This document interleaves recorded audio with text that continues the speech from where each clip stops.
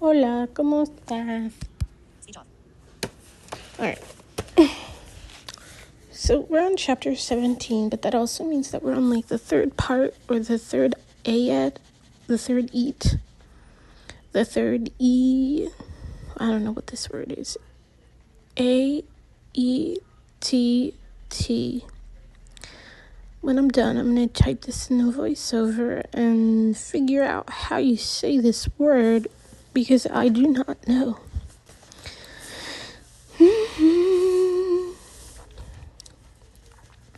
So, there's always a little description down here underneath the first or second ayat, or whatever. I'm going to call it an ayat because I can. So this one is, one day the two great masters will be friends. Their great powers will be seen increased. The new land will be at its high peak. To the bloody one, the number recounted. From the prophecies of Nostradamus, Quatrain C, 2-89.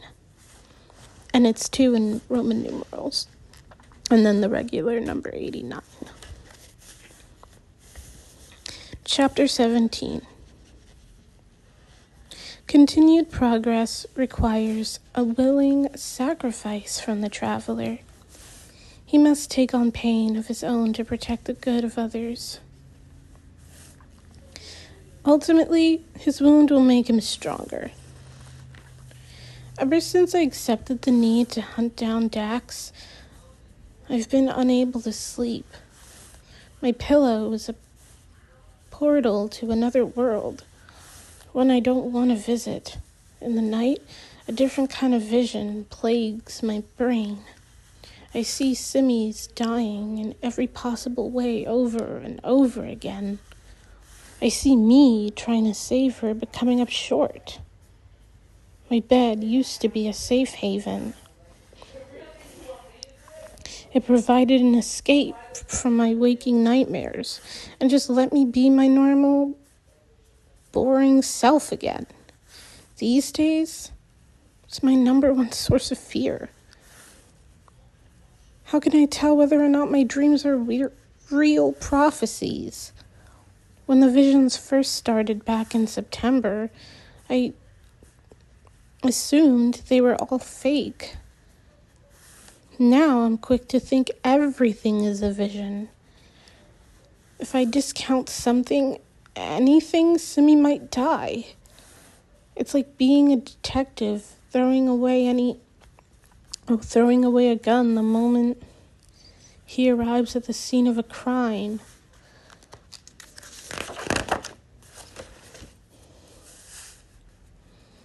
Because he has a hunch that the killer used a knife. It's stupid. I can't afford to be stupid, but man, am I tired.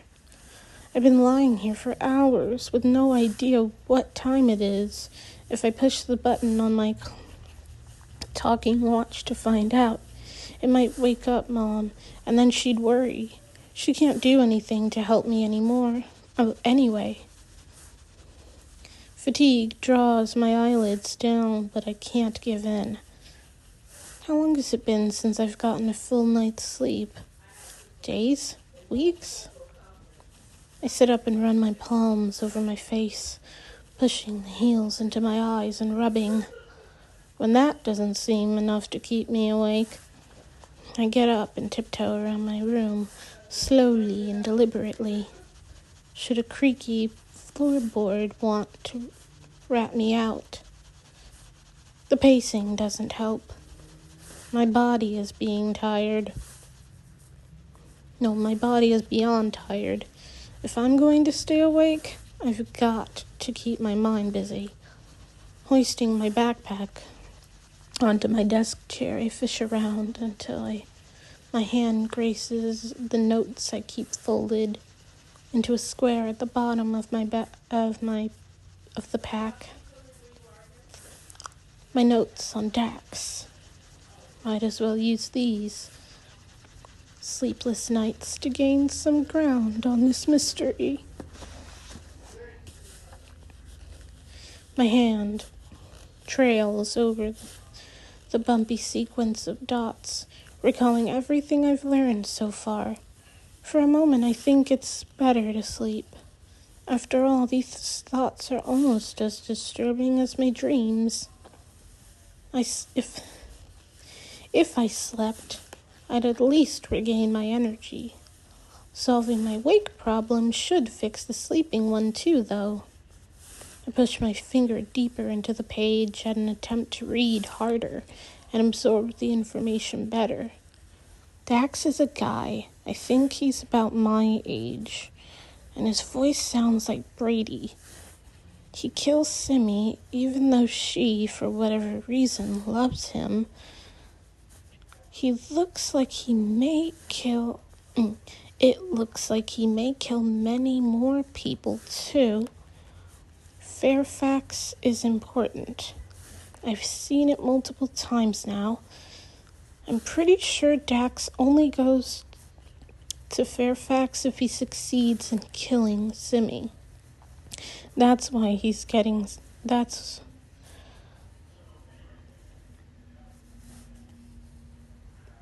why he gets sent. Then he escapes. None of this after stuff is important. Because if it happens, then I failed. That's why it's so pressing to use what I know to find out more.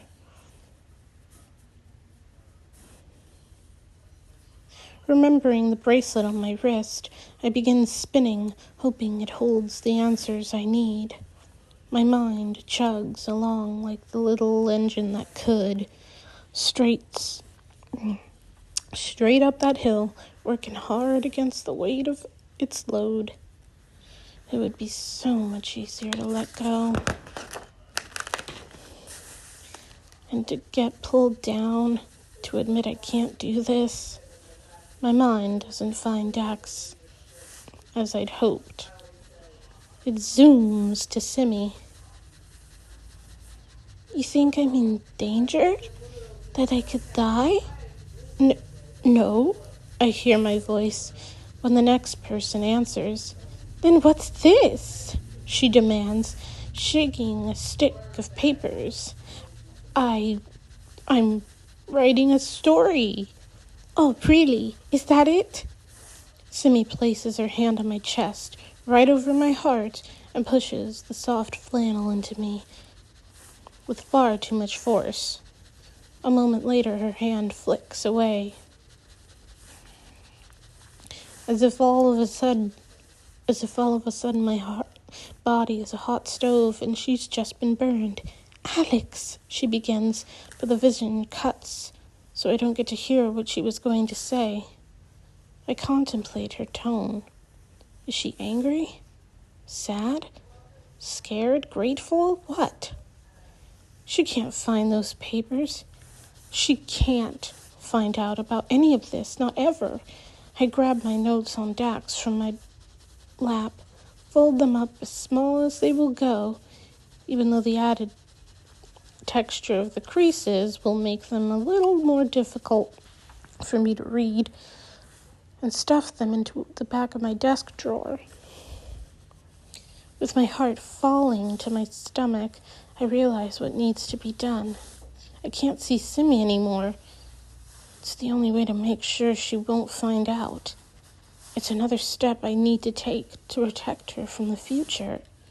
This decision exhausts me even more than the string of sleepless nights.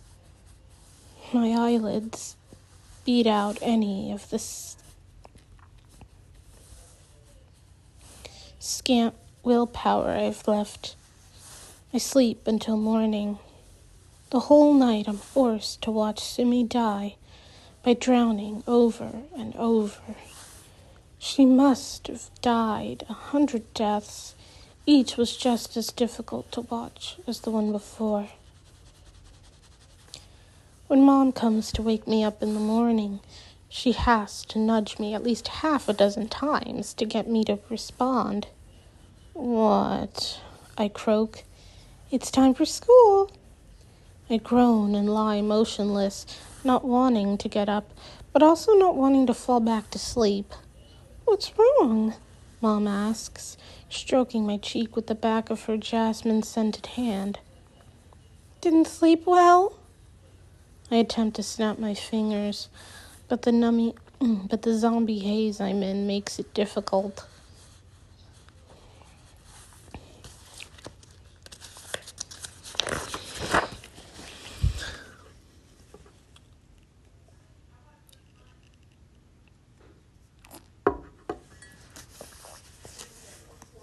I let my hand fall over the edge of the bed. "That's it. You're not going to school today," she declares.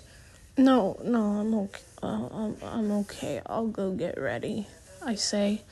A yawn breaks apart my sentence. I fling my feet over the edge of the bed and begin standing up, but my weight is too much to bear. I collapse back onto the cruel, inviting mattress. "You're not going anywhere, sapling," Mom insists. "I'll make you a nice bowl of oatmeal and go get on an audiobook from the library for you to listen to while you rest. You'll have to drink lots of water and get plenty of sleep, but that should be the trick. I'll stay to make sure that you get all better." She plants a kiss on my forehead and runs her hands through my hair. "No," I protest. I can stay with Dad. I'll be okay. It's just the 24-hour flu or something." There's no way she's going to agree to let me go to school now. She's always been overprotective of me, but she's especially bad whenever I'm feeling sick. I think it's something about me getting the measles before I was even born. She thinks of me as this silly little baby, even though I'm well over 6 feet tall now. "You sure?" "Yeah, Dad and I've got some catching up to do anyway." Mom pats my legs and gets up from the bed. "I'll go get that oatmeal started.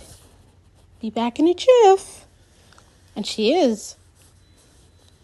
She brings a steaming bowl of hot oats and brown sugar and maple syrup on a breakfast tray and sets it before me. I dip my spoon in and bring a bite to my mouth.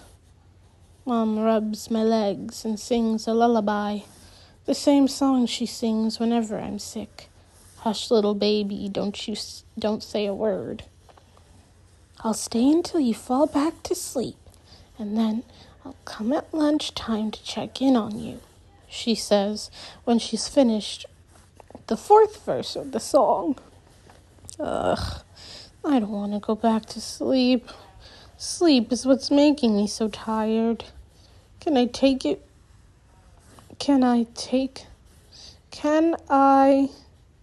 fake it for Mom's benefit without actually succumbing to that sadistic Sandman? I clear my throat to speak, but Dad comes in before I can say anything. "Susan, give the boy some space. I'll make sure he gets his rest."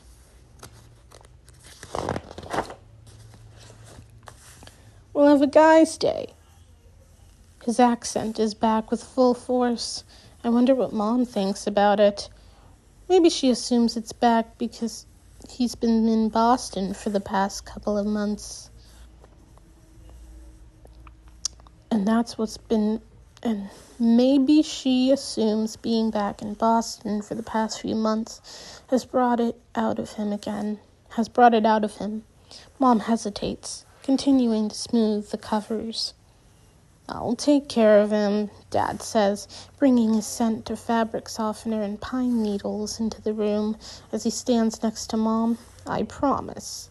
"Well, if you're sure," she says, rising to her feet and taking her voice with her. I can tell she doesn't want to have to, but at least Dad is able to convince her. Don't think I would have been able to myself. Dad hangs out with Mom until she leaves, and then comes back to sit with me. Tell me what's going on. I stretch my arms out over my head and rid my neck of its morning kinks. Too tired to explain, I groan. You can tell me or I can find out. Your call. Find out then if you want. I challenge him. Find out then if you want. I challenge him. My brain isn't really forming logical chains of thought right now anyway. He's not going to get anywhere. It's not that I'm trying to hide anything from him. I've got no reason to now. I just don't like how he can spy on me whenever he wants. It's very discomforting when your dad can find out anything about you, even all the personal stuff you'd rather nobody knew, especially not your parents. Trust me, it's not easy for me either. You think I want to know all that stuff about you? You think I like hearing the things you think whenever Simmy is around? I grunt and pull the covers over my head. So you're having nightmares, huh? He presses, dragging the covers down to my chest. Well, I may have read your thoughts last night when I heard you pacing in your room. He almost sounds sorry. Almost. I wanted to make sure you were okay. Tell me how I can help. Can you make the dream stop? I ask, kneading my calf. I got a Charlie horse last night, somewhere between the pacing and falling asleep. I've never been much of a dreamer, but my guess is your brain is so overwhelmed it keeps right on worrying when it's supposed to be off. Wow, thanks for the expert analysis. I don't need you to explain why I'm having the nightmares. Just tell me how to make them stop. Well, you could try to stop worrying. Prickles run through me. He looks at me,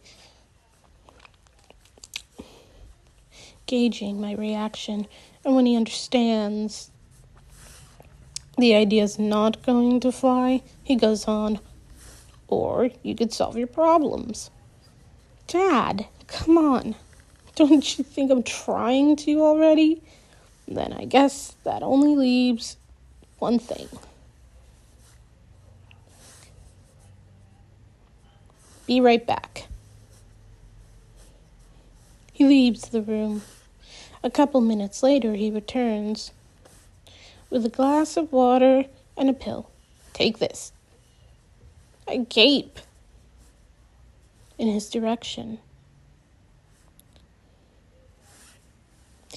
It's a sleeping pill. I'm not condoning recreational drug use here. But if you cloud up your mind, it may not be able to form those night visions. Whenever I've taken one of these, I've slept like a log. He pushes my hand toward my mouth. Take it. But keep in mind, this is a one-time thing, not a permanent solution. I'm eventually going to have to sleep again, one way or another. Might as well try the pill and see what it does. I place it on my tongue and chug the entire glass of water. Sleep tight, Dad says from the other side of the room. The door clicks shut, and I fall asleep within a couple of minutes. Someone taps on my door, wakes me with a start. Who could it be? Mom and Dad hardly ever knock. My stomach grumbles in agitation. I press my watch to get the time, just after 4. I say, which is the closest to come in I can manage. Whoever it is must have understood what I meant, because the door creaks open. The comforting perfume of coconut and almond wisps into the room. My heart rate speeds up, my stomach ties in knots. "I heard you weren't well," Simi says, tiptoeing over to my bedside. I force myself into a sitting position. Simi clucks her tongue. "Alex, you look horrible." Why is Simi here? And why isn't my brain working right? Simi must have read the confusion that registered on my face. "You missed school. I brought you some notes. Like the old days." She chuckles. "Thanks. You can put them on my nightstand. Give me a quick sec." I amble out of bed and into the bathroom. Letting the faucet run, I splash cold water onto my face several times in an attempt to gain clarity. The water clears my foggy brain, reminding me of the tough decision I made last night and the absolute need to see it through. Oh boy, here goes. "Are you feeling better?" Simi asks as I come back into my room. She's waiting on my bed. "No?" I ask, standing in front of her with my arms crossed. "No? Oh, I'm sorry." She stands and gives me a hug. My skin tingles. She's trying to influence me again. I rip away from her. "What?" "Oh, wrong person." "What? What did I do?" "I don't want to see you anymore." I spit.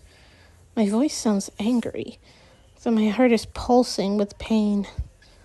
"Okay," she says, with caution.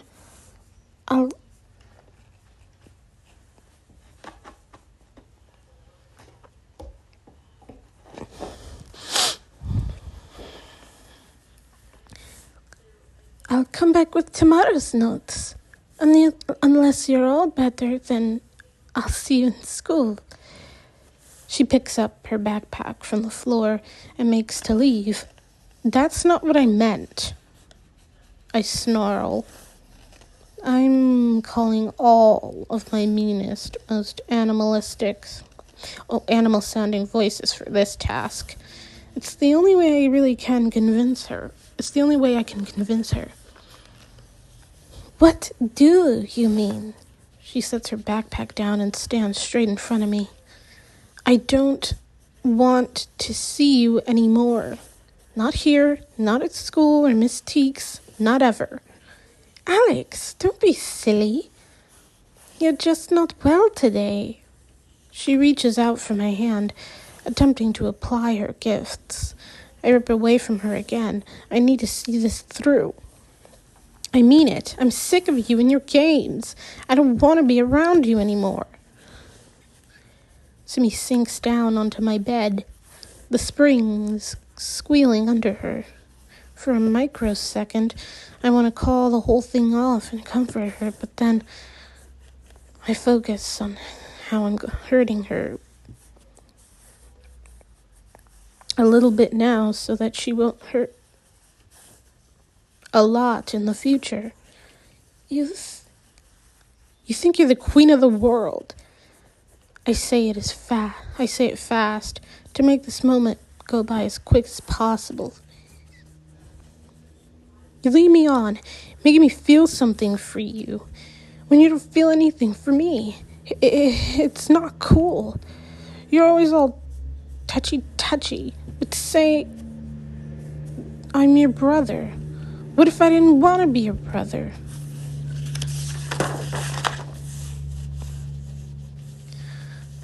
"What if I wanted more?"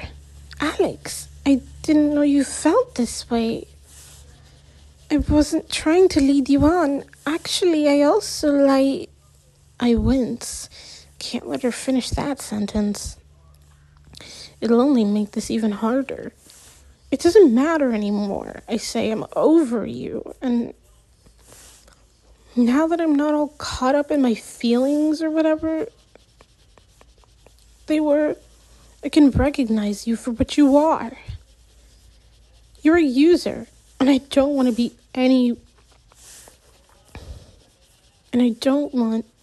to have anything to do with you.